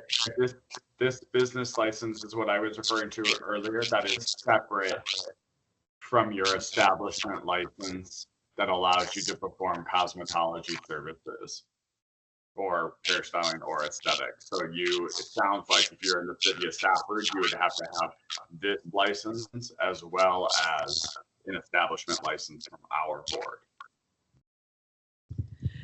So for cosmetologists, like if I'm a booth renter and I'm going to maybe work at this salon, but my business is my Hair by Stacy, but then I decide to move to a different salon, what would my business license address be? So you'd want to go wherever you're actually operating your business at. So if you're constantly hopping around from different Which salons, is not a great idea, not a great FYI. idea. But it does happen. Some people work, Yeah. Monday to Tuesday at one salon, and then, Thursday through Friday on another one. You'd want separate licenses for each location. Okay. So if I decided to start working at one salon, it didn't work out, I would need to then get another business license. But so if my business license is basically me, but I'm booth renting, I'm not really owning a business I'm Right. my business. Yeah, if you're operating in a physical location, whether it be in your home or a commercial location within the city of Stafford, you'll want to have that business Okay. license. If it doesn't work out in one salon and your license is still within that 1 year that it's active, we can just change the address on it. Okay. And so then, too, if you're living in or working in Thatcher, because we're next to each other, you then need your business license for Thatcher. Right. Okay. Yeah, so you would need if you're operating in both towns, then you would need one for each one. Frank, correct me if I'm wrong on this, but if you move, like what Stacy was suggesting, then you would also have to update your salon license. So Yeah, that's absolutely correct. Salon licenses are non-transferable, and you would actually need a license for a separate license for any location in which you're performing those services. So if you're in that example you used of Sunday, Monday, Tuesday at one place, Wednesday, Thursday, Friday at a different place, that would require two separate licenses if those services are happening in two different places. great, thank you. Any other questions?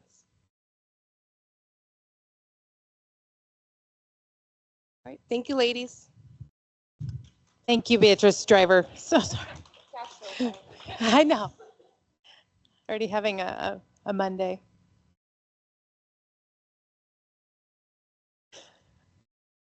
So Annie Reed had the town clerk from Thatcher.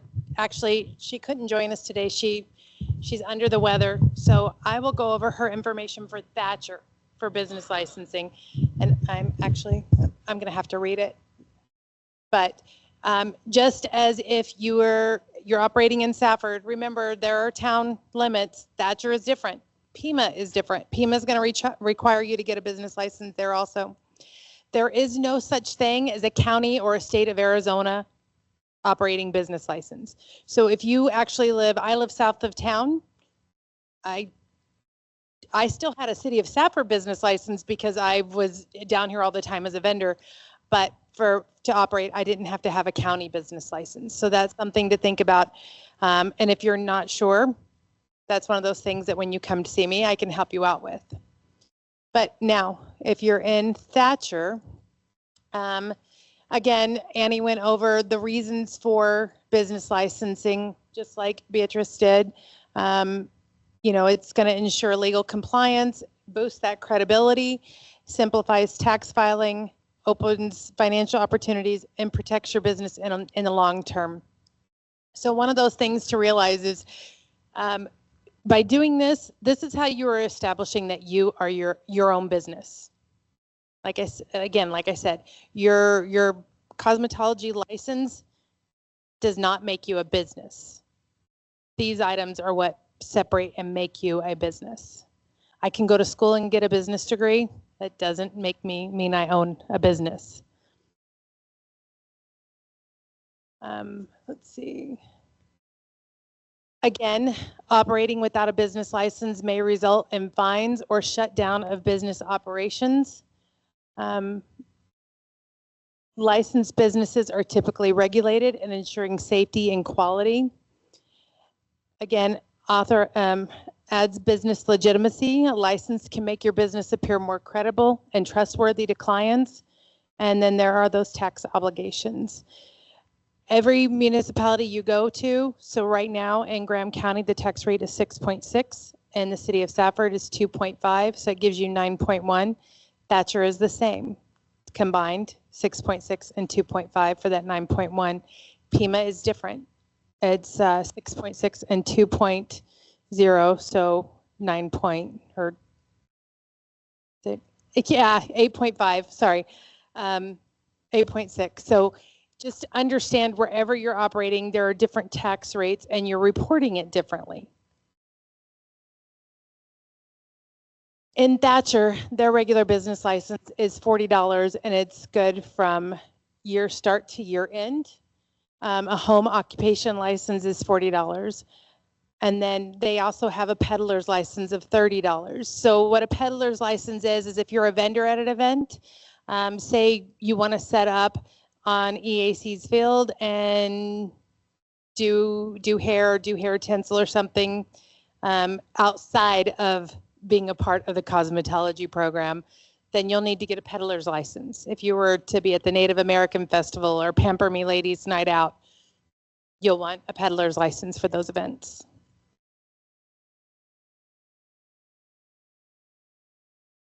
Again, the town of Thatcher's business license application is just like the city of Safford's. They're going to ask you for the same information, your state tax ID number, your federal tax ID number. That's your EIN.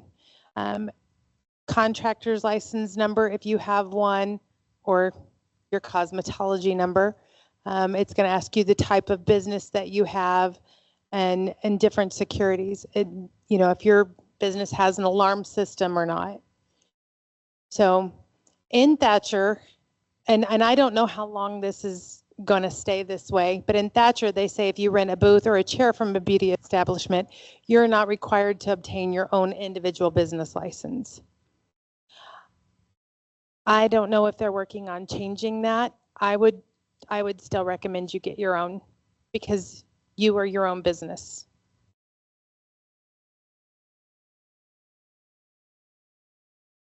Again, they have a home occupation permit application.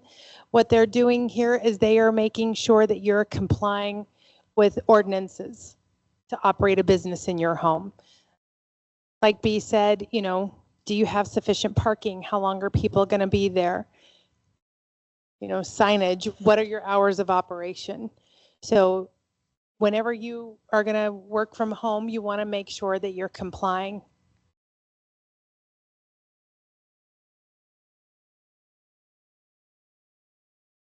Currently, the town of Thatcher has no licensed mobile cosmetologist. However, they do expect this to change in the future following the trends they're seeing in larger cities. So that's kind of cool. Mobile trucks for hair. The renewal process notices are mailed out the first week of November each year. Keep track of renewal deadlines to avoid late fees or loss of licenses. And then keep business practices in line with health, safety, and sanitation regulations. And then maintain accurate records for tax and legal purposes. Beatrice, I noticed for the city of Safford, their annual, so they don't go January 1st to December 31st. If I came in today and bought a license, it would be good until for 1 year. So that's something to be aware of, and pay attention to your license when your dates are due. If you're going to get a business license from the town of Thatcher, if you don't know where Town Hall is, it's directly across from EAC, right off of Highway 70. So there is their information. So does anybody have any more questions about business licensing in Safford or Thatcher? All right. Well, we're going to move on now to talking about insurance.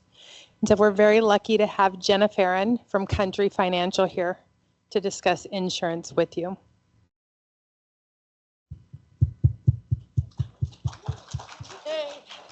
I got an applause. I'm excited. Okay, I know you were all waiting for this part because it's the most exciting part of your day, right? When somebody says insurance, how excited you guys all get? Okay, so if I literally were to ask you, and I won't ask you, but if I said, if there's ever been a moment you've been upset about insurance, frustrated about insurance, or I don't understand insurance, pretty much every single one of you would raise your hands. Even me, okay? I've been doing insurance. It's kind of aged me a little bit. Maybe we could say 4 years, but I've been now doing this for 20 years. I've been in the industry for 20 years. I have owned my own small business for about 11 years now, but I've been in part of the industry for 20 years and I love what I do. And the only thing I want for you guys to know, because I was sitting back there, I've been here the whole time, and it's a lot of information. You guys have been told you need this license, you got to pay this fee, you need to do this type of license and pay this fee. It's a lot of different things that you have to do. And I'm going to add even more to it because I'm going to talk to you about insurance. But if you guys were to ask anybody else that has been doing this for a long time, you ask anybody else that's owned a small business, I can tell you that a lot of the stress, a lot of the work will be worth it if you put your own time and commitment into your small business. It gives back more than it will ever take. I can promise you that, okay? So I love small businesses. I get to work with Tori on a few other things. Any opportunity I get to talk about small business and educate people about insurance, I'll do it. I love educating. And a lot of times when we get frustrated with insurance, it's because we don't understand it. And so I'm hopefully going to give you guys a little bit of information today to make it as simple as it can be. But just like Tori said, I look to you guys as professionals, okay? I can't tell you how nervous I am to come into a room with a bunch of cosmetologists, worry about how I did my hair. Oh my goodness. My 12-year-old daughter, well, she just turned 13, Kira, made sure that she's, Mom, don't forget to curl your hair. Gotta look good. So I don't like curling my hair. And my nails, I don't do my nails, I'm sorry. But I was super nervous about that. But I look at you guys as the professionals of your world. I look up to you for what you guys do. You guys have to find professionals in your lives, okay? I go to you as my professional. You guys have to find professionals for what you do.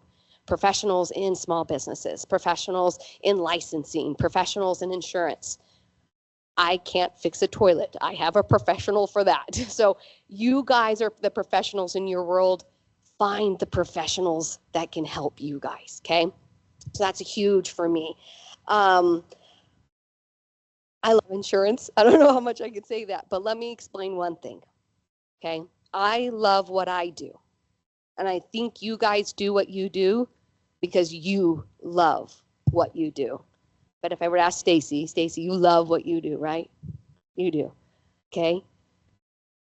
How would you feel if one bad scenario happened, could take away the one thing you love to do? And it can happen so easy. One little mistake, one little feeling that gets hurt, one accident happens. Accidents happen all the time, and nobody means for them to happen. But it can destroy families, businesses, friendships. It can destroy it. And I've seen it happen over and over again. But the ones that I can stand up and say I walked away from and says was because they were doing what they were supposed to. They were following the rules and regulations. They walked out of that scenario protected. And that's what insurance does. Insurance protects the thing that you love. Does it cost? 100%. Okay, can it be frustrating at times? 100%. But when the bad happens, I will promise you, if you know and understand your insurance, you'll be able to walk away and say, I'm going to be taken care of. It is okay. That's why I was paying for insurance. Okay, so that's what I'm going to go about today. I'm going to give you just a basic outline of what insurance is, because I have so many people that come to me and say, Jenna, I've got insurance. I'm good. Like, okay, tell me about it. And they say, well, I've got my auto insurance, got my with Progressive, Geico, or Allstate, whatever it is. I've got my home insurance. I'm good. I don't need anything else. There is a very big difference between personal insurance and commercial insurance. The second you guys start collecting funds, the second somebody pays you to do something, you are no longer covered by your personal insurance policy. It's gone. Okay? Insurance companies have some of the best contracts out there. They protect themselves to protect you. Okay? So if you are collecting income of any kind, that personal insurance, if you have a personal homeowner policy, personal renter's policy, personal auto insurance policy, it no longer covers you the second you started collecting money. Okay? So you have to have a commercial policy. They are completely different. They ask a whole lot more questions, and they cover you completely differently than a personal policy does. So when we talk about cosmetology, you guys are awesome because you guys get licensing, you have all the special things that you have to do. I think is so unique. For what I do, I'm an insurance and a financial specialist. When I was sitting back there laughing, and I was hearing your guys' licensing fees and things like that. I'm like, wow, that is a lot of stuff that you have to do. Almost every professional that has to be in this environment in the state of Arizona has to buy licensing. So again, it is a professional amazement of what you've gone through. You've earned it. It's a right. Keep it, but then protect it. Okay? So because you guys don't just sell a product, right? Somebody doesn't just come into your location and you're like, ooh, Tori, hair looks good. No, you guys don't get to do that, right? What do you have to do to Tori's hair if Tori wants a haircut? You actually have to touch her hair. You have to actually move it, cut it. So you guys aren't just providing a service where somebody's walking in. You're actually providing a service that you physically have to do something. You physically have to cut their hair. You physically have to touch their nails. You physically have to be in connection with that person, okay? That means you need 2 commercial policies. And again, I know this is one other thing that you guys are talking about, but that is the benefit of what you guys do. So because somebody is walking into my salon, either if you own the salon, you rent a booth, okay? Somebody walking into my place of business is a risk because somebody can easily come in, trip over a cord, trip over a step, okay? Just them walking in your place of business is a risk, okay? I have to have insurance for that. But then, because I get to physically touch and cut somebody's hair, I'm doing a service that is physically affecting somebody. I have to have insurance to cover me professionally what I do in those services, okay? So as a cosmetologist, there is 2 protections that you guys need to look at, okay? My first one will always say be professional liability insurance. You guys are professionals. I don't know how many times I'll say that. Keep it in your head, own it, love it. You're a professional. You need to protect yourself as a professional. So depending on what services you offer is the type of professional insurance you need to have. Just like we talked about, somebody that's doing piercing has to have a different type of insurance than somebody that just cuts hair. Okay? There is different categories for different types of insurance. And so somebody that's just doing hair, nails, basic facial services fall under one risk. This will be fun because I know this is becoming a huge lately. Lashes, permanent brows, okay? Anything that is you're adding to them, okay, on their face is a whole nother insurance as well. They've changed the rules on that. So always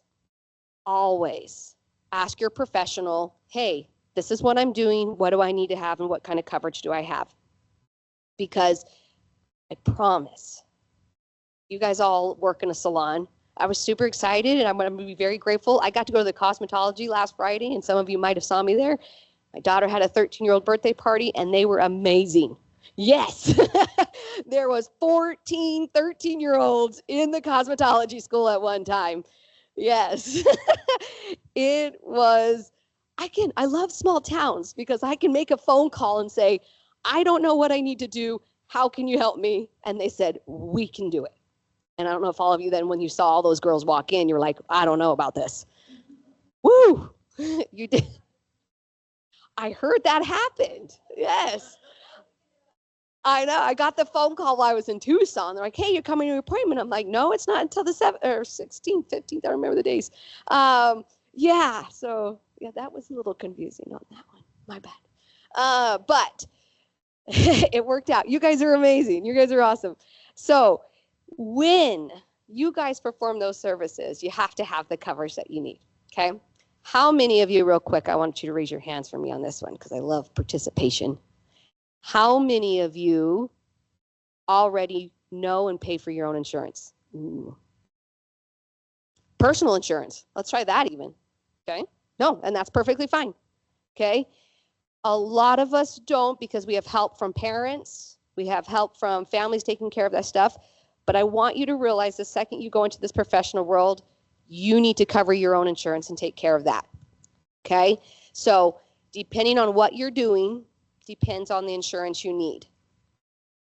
And you're going to love this one because we mentioned it a little bit earlier. Just because I work in a salon that I think covers me, does it actually cover you? And most of the time, it doesn't. I loved when you said check the agreements when you go work in a salon. Ask. If you guys aren't asking questions, you're not going to be covered correctly. Okay. So a lot of the times when a salon owner owns a business, they will carry general liability. That is the insurance that protects their building. And then when people walk in and get hurt, or when they hear, because I'm going to pick on Carrie because I know Carrie, if they hear Carrie say something that completely offended her because of what she said, then I can try to go after Carrie. Okay. The salon itself has to carry their own insurance because they have a footprint. Okay. If you rent a location or a booth spot, that now becomes your location. You have to have general liability coverage. Okay. Because they are now walking into your booth and sitting in your chair. They can trip. They can be offended by what the person next to them is saying. They could be offended by what their beautician is saying. And I'm going to scare you a little bit. Since 2020, more than 200% increase in lawsuits that have to do with emotional hurt, not physical, emotional. So much has changed since 2020. So it has been huge. People want, a lot of the times, I'm not going to say they don't want an easy road out, but if they get hurt physically or emotionally, they want somebody else to be responsible for it. Yep. And if you guys aren't protecting yourself through an insurance policy, insurance policy, it's your stuff that's up for grabs. It's your life. It's your family. It's the stuff that you love that is up for grabs. Okay. I recently was a part of one where somebody was being sued. Okay. And we do live in a great, beautiful country that gives us so many rights. It really, really does.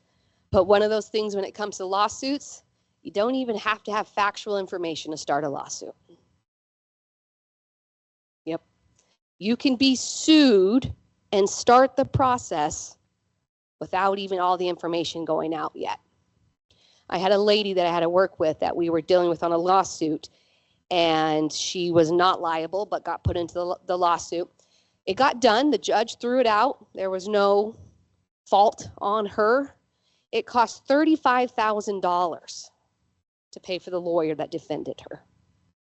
And she wasn't even at fault. Okay? She had an insurance policy. The insurance policy paid it. Okay? They paid for your cost to defend.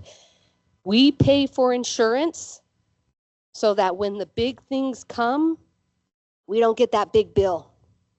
Okay? I've got a $500 monthly auto insurance bill. I've got teenage drivers. But I know that bill is protecting me so that when I get in the bad accident or something happens to me, I know my insurance company is going to take care of it. I'm not concerned. Is it inconvenient? Always. But I pay insurance to make sure that when the bad happens, I don't get the big bill because I can't afford the big bill. I can't afford when there is big injuries. I can't afford when there's damage done. So that is why we pay for insurance. So you guys need general liability insurance to protect your business when they walk onto your grounds. And then you need professional liability to protect what you do. Okay? Bad haircut. You cut their skin. When you provide a service and your physical service could injure them, you have to have professional liability. Those are the two separate things as a commercial client or a business, okay? And it's not super scary, expensive, guys. When you, again, talk to your professional, talk to your parents, find out who their insurance professional is, go ask the questions. I always tell my businesses, because I meet with them a lot, I say, if you're scared to tell me about what you're doing, you're probably not covered. I should be your best friend. And I like being lots of people's best friends. I really do, because I love hearing about their businesses. Even though I do this, scares me to death to be in front of you guys.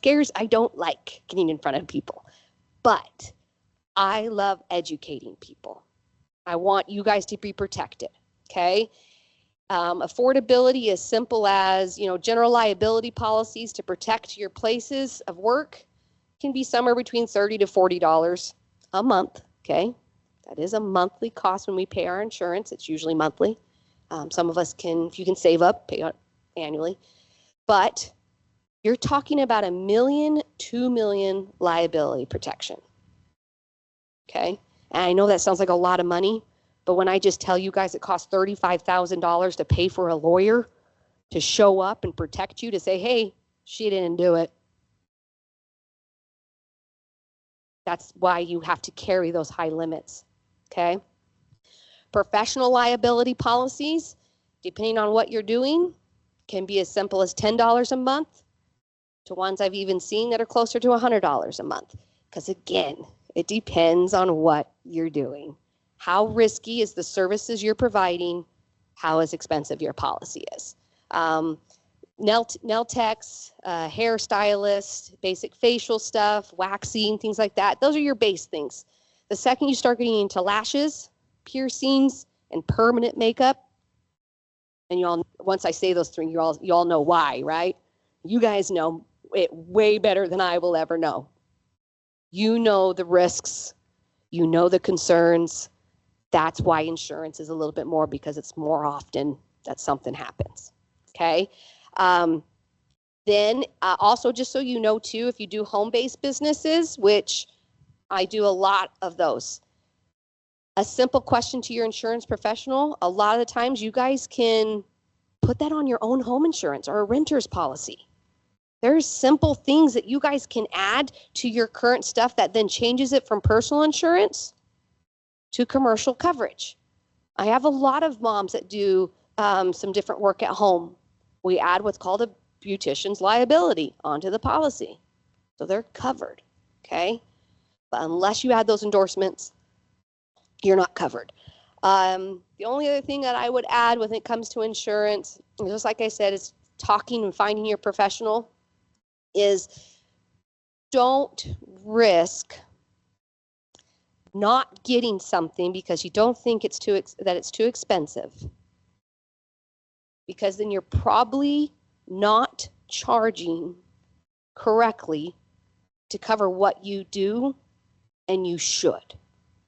You guys are professionals. You've earned your licensing. You've earned the respect for what you do. Put that into your budget, okay?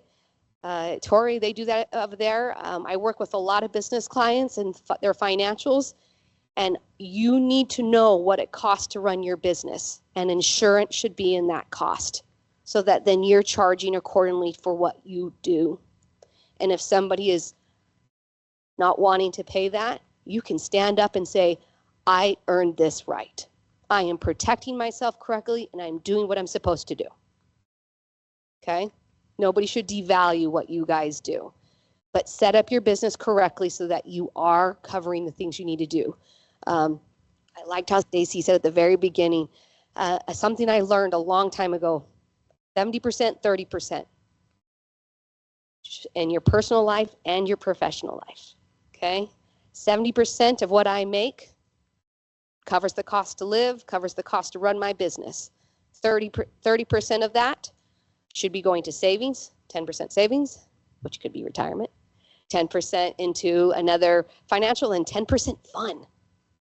We don't work just to work, right? We work to have fun. So if you're not looking at your business expenses in a way that you're getting that fun out of it and you're getting that savings out of it, so that when you're 20 years down the road, you're like, man, I rocked it. I was a cosmetologist and I loved what I did. I got to have fun while I did it, and I also created a future for me. You guys deserve it. You've earned it. Just make sure that when you set up your business plan, 70-30, okay? And then base your expenses off of that and include insurance in those expenses.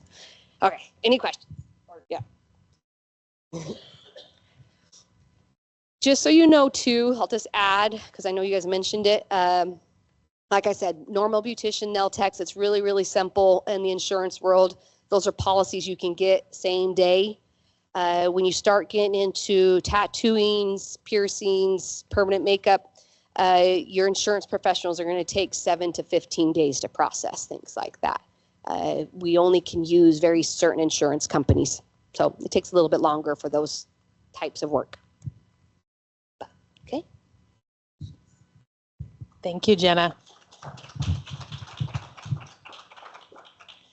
I really appreciate all of you joining us today.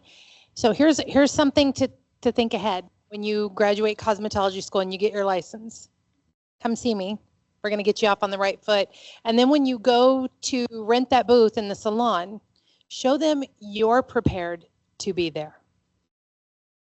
A lot of our salon owners here, unfortunately, don't know this information. So you're already a huge step ahead of them.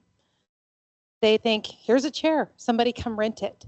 So show them that you are more prepared and that you're there to be a serious business. So if you have any questions about anything that was talked about today, you can reach out to myself, you can reach out to B, you can reach out to Jenna, and you always have Stacy there. Even when you graduate, you still have Stacy. And Jody, yeah, everybody's here. So thank you. Thank you so much for coming. Thank you to Frank for joining us today. I hope you all had learned some valuable information. And then one of the things too, also, as you step into that business aspect, if you guys are going to be not just, booking your clients on Gloss Genius, if you're going to be accepting Square, that kind of stuff, come see me. I actually have free Square readers for you if you need them. So, all right. Well, thank you all. Have a good day.